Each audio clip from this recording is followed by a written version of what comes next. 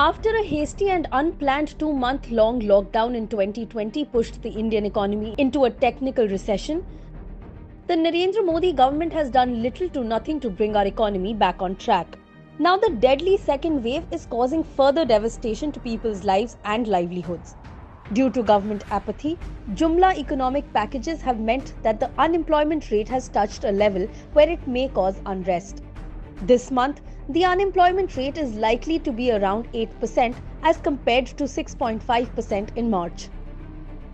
In the month of April, the unemployment rate had gone up to 8.40% and the heat was felt most in urban parts of the country, where the joblessness is above 10%. The situation is most likely to further deteriorate in the absence of any comprehensive job retention program or government scheme, policies or packages. Moreover, business activity in India has taken a severe beating again due to government apathy towards sectors that generate employment. As a result, people have already started losing jobs and labor participation has fallen significantly, especially in the informal economy where there is no job or social security.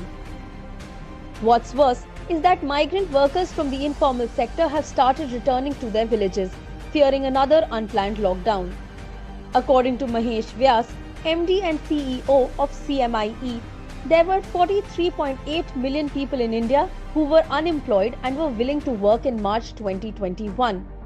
Vyas added the number is likely to have gone up in April as the LPR is expected to remain stable while the unemployment rate continues to go up. Congress party has been pleading with the central government to give special packages to SMEs that generate employment and give direct cash transfers to the poor to stabilize the economy and encourage people to stay where they are. Unfortunately, even after 1 year of making unprecedented mistakes, Modi government still refuses to help our people.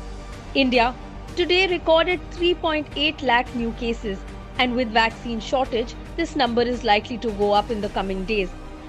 But if the surge in cases is not contained soon, the damage to the already badly damaged economy could be catastrophic.